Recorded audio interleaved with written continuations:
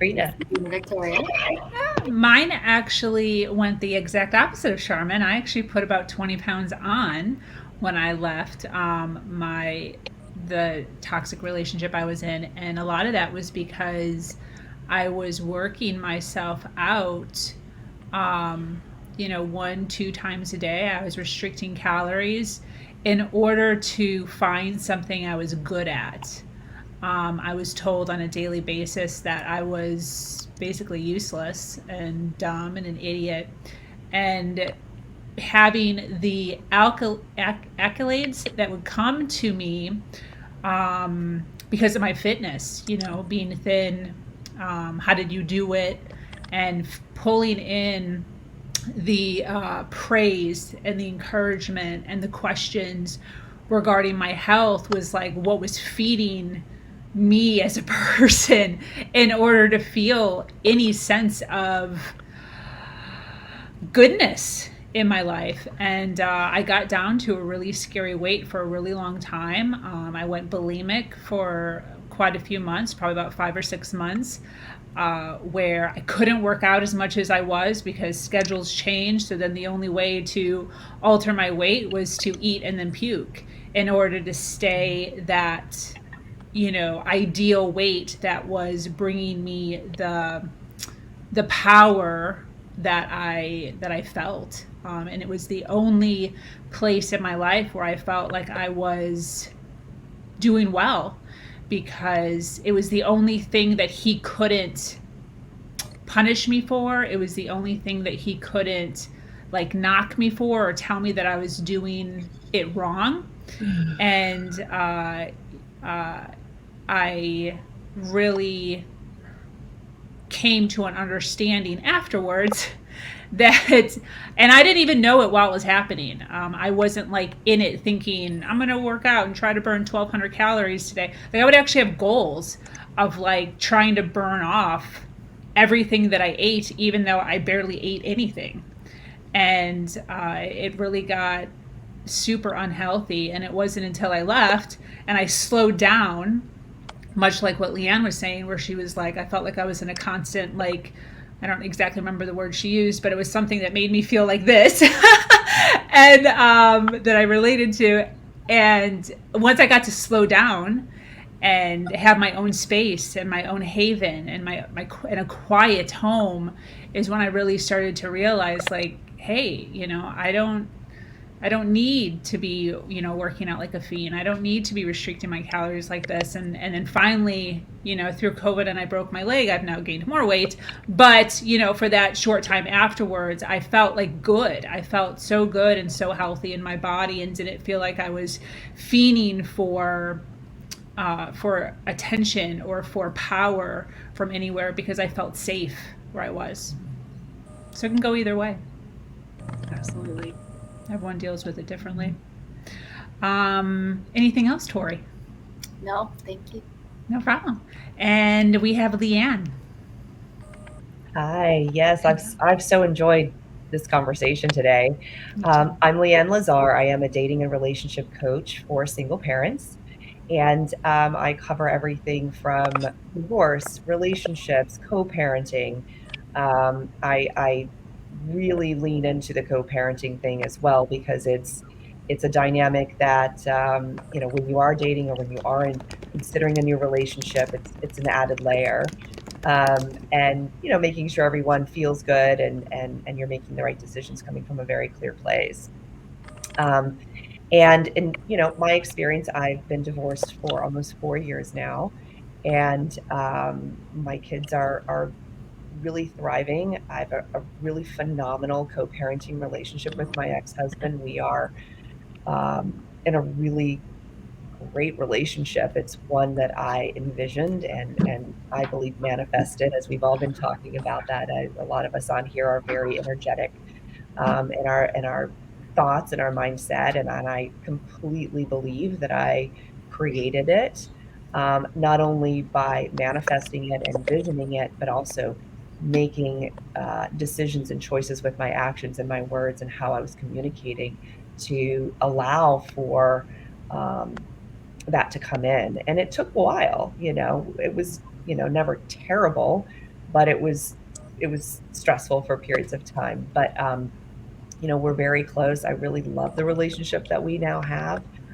We are supporting each other in our dating life, which is great. I didn't ever think I would be in that position of actually appreciating and enjoying someone romantically involved with my ex-husband, but it's been Wow. that's a lot of healing. That's a lot of healing and acceptance and coming from a very honest, true place. So I think we've talked a lot about a lot of different things. I think my question would really be um, for everyone here today. What is your current relationship in a co-parenting situation, or your relationship with your ex now? What does it look like, and is it something that you enjoy or appreciate? Yes, Tori. First of all, I'm so glad you asked this question because I literally have it written down, but I chose this one. So it makes me really happy because I wanted to know. So I did the same thing with just like envisioning it over and over and over again, no matter how impossible it was. And it took a while. We hated each other's guts for a while. We couldn't be in the same space. It was like drop off always, with like, I mean, we barely saw each other. It was just like, phew. And now we will go out to dinner, with my son. We have a great relationship. We talk every single day. So the custody arrangement is every other weekend, just dad's schedule, but he picks my kid up from daycare 3 days a week and spends 3 or 4 hours with him and then drops him back off at my house. And, when I pick up my kid, we always stay and talk. And then, when he drops off my kid, he always stays and talks. And he was asking me cooking advice the other day. Like, I really love our relationship now. It was almost like we ended the marriage to save the relationship because Wow. we are better now than we ever were when we were together romantically. And I'm just I'm so thankful for my relationship now. I love that. I love hearing stories like that. I didn't know that that was a possibility. And like I had mentioned earlier, I have examples of that around me. I mean, I have a couple of friends that we get together with our current significant others and our exes and the kids and barbecue and all the things. We celebrate holidays together. And, the reality is my kids are super happy. Like all the kids involved in these dynamics, they don't feel an ending or the tension. It's fluid. And that was one of the things that I envisioned. I wanted the fluidity. I wanted to have also the same respect on both sides, right? So if you're fluid in my space with the kids, or if I need you to take them because of something going on, I want the same respect on the other side. And I think respect was one of the things that was probably lacking during most of the relationship in that regard, and allowing the other person to be there. But um, it's beautiful. It's great. Tori, I'm so glad you have that relationship. I do as well. We talk almost every single day, in a healthy way. And when I'm giving my ex-husband, coaching him on his relationship, we've really come a long way. So does anybody else have anything to share, Sabrina or Lisa? So my circumstance is interesting. My son's father, not married. I already explained that, but my son is now 17. So for when we first split, it was not a good split at all. It was absolutely horrible. I ended the relationship because of religion. He was not a Jehovah's Witness. I was trying to get back in. I was trying to rekindle my relationship with God and with my family and all of that. So with that, he was not a Jehovah's Witness. So I had to make a decision. So I left the relationship. He was super mad at me. And within 6 months after cutting off the relationship, he decided to just move out of state and basically disappear. So probably about 5 or 6 years in, single mom status, barely paying my bills, all the things that go along with that. He starts to trickle back in. And I had to make a decision.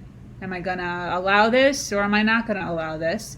And am I going to be able to put my feelings aside or not put my feelings aside? And I was already starting to get into personal development at that point for a few years, and already starting to like open up and wake up, and all the things that happen to us when we start to realize that there's different ways of doing things than the way that we were originally taught.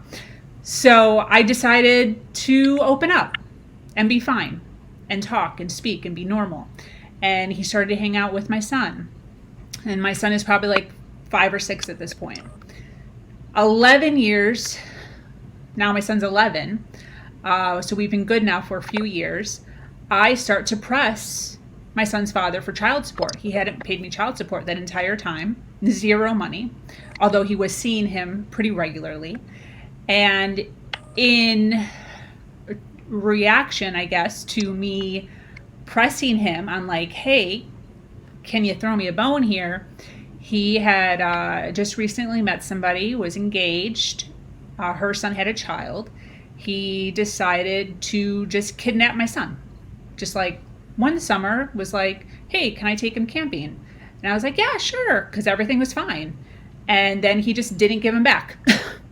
So he wrote me this long email basically saying, thank you so much for your service for the past 11 years, but I got it from here.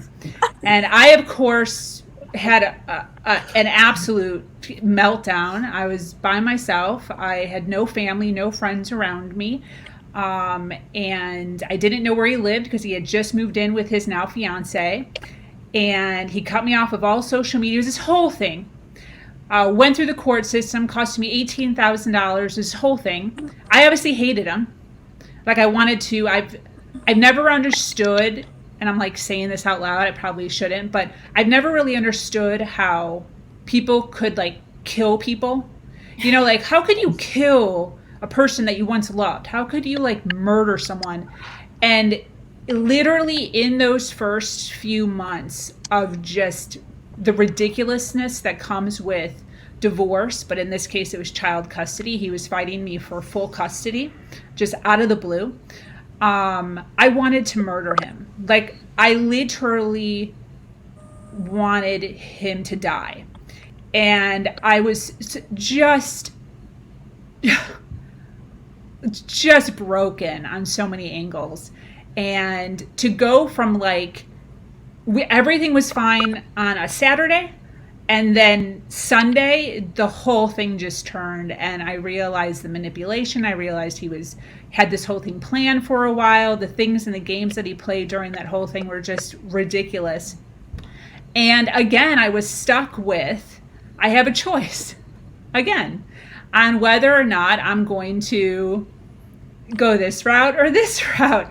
And thank goodness I had done even more research on personal development and personal growth. And it took me maybe 2 years. The whole custody battle lasted a full year, literally August to August. And within a year, I put my sword down, and for the sake of my son, we are fine again, somehow. I don't even know. But we talk cordially. And we have my son's best interest at heart.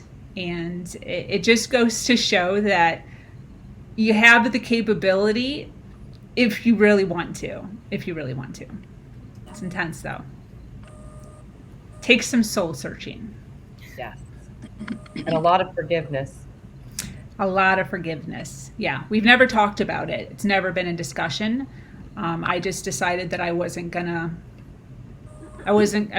go there, you know. Wow. Well, Yeah. thank you for sharing that. That's insane. Yeah. Did you then come to the agreement of having 50-50 custody, or? Yeah. Well, no. So he gets him every other weekend, and then he has him for the majority of the summer. So that first summer was horrible because I just had anxiety that he was just his wife is originally from Mexico, and she actually still has family there, and they still go there. So I had this overwhelming feeling that first summer that he was just going to disappear to Mexico. I was literally crying like every other day, like a crazy person, just losing it. And but he, you know, he didn't. He's still here, and I it was not fun. It wasn't cool. It just wasn't. You know, there's nothing else to say other than what he did just wasn't cool. But yeah, he gets him. He's actually with his father this weekend. Wow. So, but my son's 17 now, so it's a whole nother, you know, my son wants to be here hanging out with his friends and chilling with his, going to the gym, and so it's a tug right now. And I think my son's kind of hovering a lot of that over him right now, because he knows that he didn't really see him, you know, for years, and he remembers and he recalls and he remembers him and I struggling financially. So, but that's not my problem, you know, that's his dad's problem. So, and I talked to him openly about that, you know, that he has to mend that. That's not for me to, you know, I speak very nicely about his dad. I don't speak harshly about him at all. I always tell him that his dad's very smart, very kind, very handsome, and has a lot going for him. He's very successful. And I tell him that he has the same attributes. You're also very handsome and successful and smart and brilliant. So I don't highlight the negatives, but you can't like erase the memories of either, you know. Right. Yeah. And I think that's a lot of times what people don't realize. Yes. When they're going through it. Amy? I think that's something important to do with kids is that because, you know, the kid is a part of that other person, right? And that kid knows that, like, hey, I'm half dad, half mom. And so when dad or mom is this horrible person, you know, you can't. I have a friend who dad was a horrible person, and she just kind of she like hid all that and sugarcoated all that. You know, that the daughter would one day realize, and daughter did one day realize, because daughter then one day went through the same abuse that mom went through. And so I don't think that, you know, you want to do that, because that didn't work out well. But, you know, just being open and honest with your kids, especially, and of course, age appropriate. But that whole thing of letting kids, you know, letting those kids know that they get to decide, because sometimes the kids are going to have some of those same anger tendencies that mom or dad had, or, you know, whoever. They're going to have some of the same tendencies that are negative from both of you. I know that I look at my kids, and the things that I dislike about them the most are when I'm seeing myself in them, you know. And so I'm, you know, just teaching them and speaking life over them, that they can choose how they respond when they're angry, or they get to, you know, so that they don't just think that, oh, well, I'm part of this, the bad of this person, and so that's just who I am. And especially, you know, when there is tension, or when it's not perfect and everybody's not getting along lovely. I think it's so awesome that some of you have it where it is lovely, but I know that it's not always like that for everyone. And just being careful of how you speak to kids. And I don't know if anyone has any examples of how they've dealt with some of that, but just how kids are spoken to, I think is huge. Absolutely. I agree, and I just want to send love to you all. I have to bow out. It's been a wonderful opportunity to spend this time with you. Hope to see you again. You too, Lisa. Bye. As my son is getting older, he is exhibiting more of his dad. He looked just like me when he came out, and he just always did. And so I, you know, there are some tendencies that he has that my ex-husband had, and, you know, I notice them, but I don't mention them, and like to either one of them, because it's like, I mean, like you said earlier, like more is caught than is taught, I think how you put it. Yes. And so like I have friends, and, you know, so many examples of people being like, that's what your father did, don't do that. And it's like, you know, when I notice those things that come out with my kid, it's like I do something different. It's like I don't acknowledge them. I don't say anything about his dad, nothing like that. But one thing that I really try to play up is his physical attributes that match his dad. Like he has his dad's mouth, like he has like exactly his smile. And so like I'll talk about that with him, or I'll be like, you're gonna be tall like your dad, or like something like that, just like something that has nothing to do with abuse or anything like that, but just like, you look like him, and that is something to be really proud of. Yeah, absolutely. I love that. Very cool. I do the same thing with Elijah. Yeah, absolutely the same thing. All right, ladies. Anything else?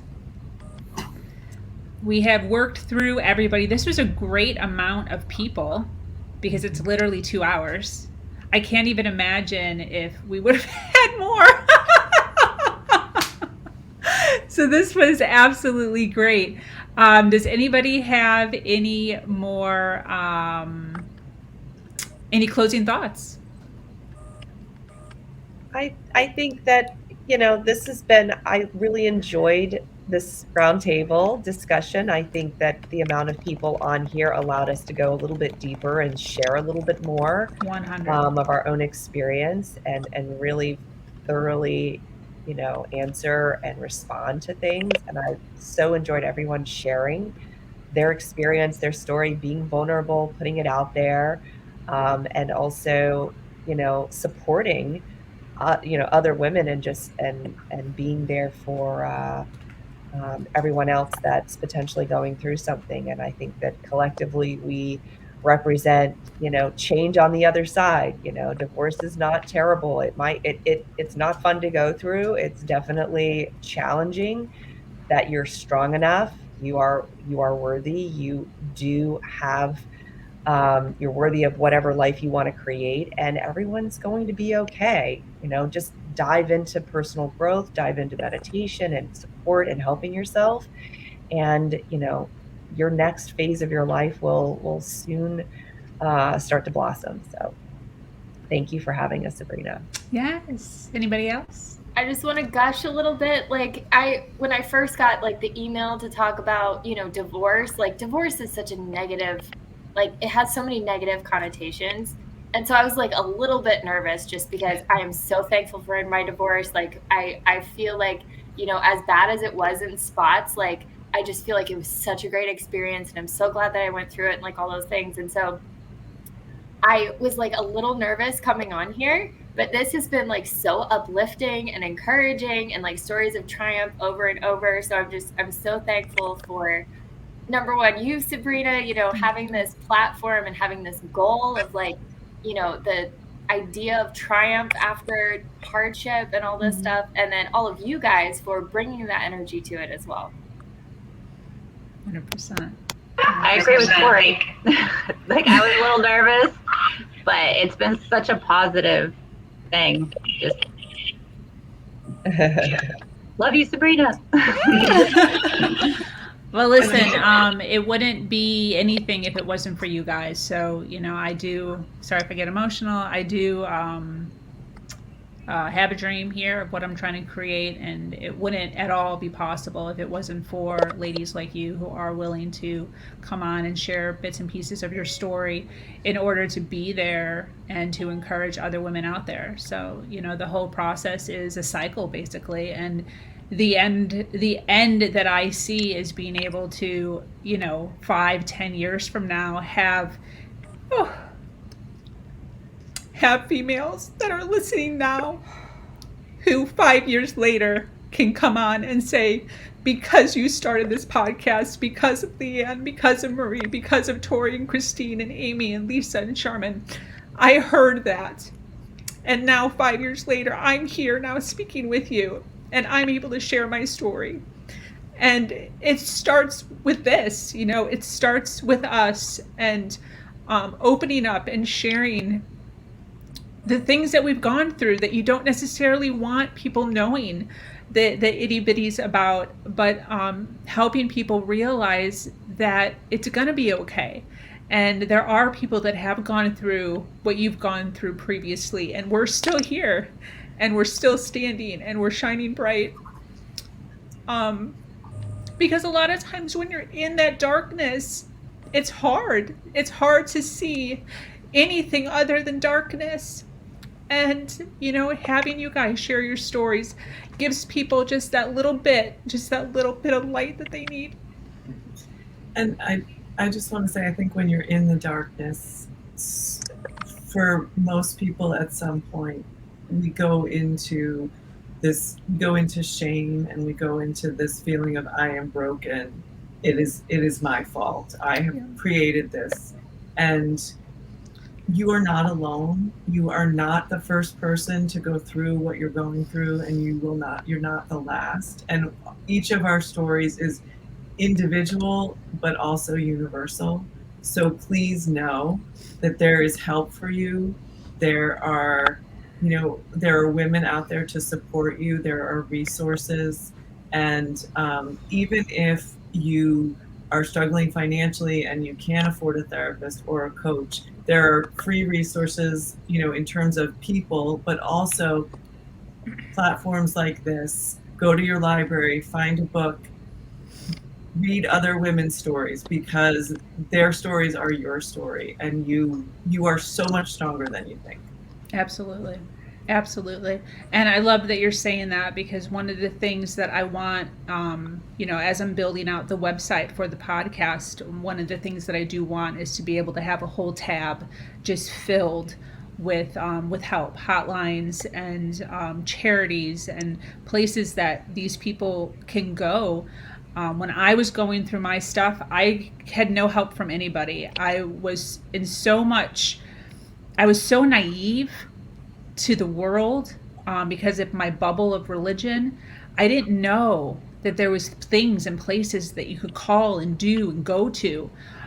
So one of the things that I do plan on doing is growing, a huge list, segregated by state or something, where, women can go and click and find exactly what they're enduring, and find a place near them that they can connect with, or call, or get on a Zoom call, like something like this, to share their experiences with, because that's what it is. It's community. So absolutely. I thank you ladies so much for everything. If you guys could hang tight while I close out here, just so we can kind of say goodbye intimately, I'd appreciate that. But I'm going to go ahead and close out. So thank you so much for joining us here at Her Version. If you have an amazing story to share of struggle to triumph, be sure to reach out to me here or at herversion.life. I am your host, Sabrina Victoria, and I am so grateful to be here sharing a platform that allows people to share their truth and inspire others. Have an amazing day. Much love.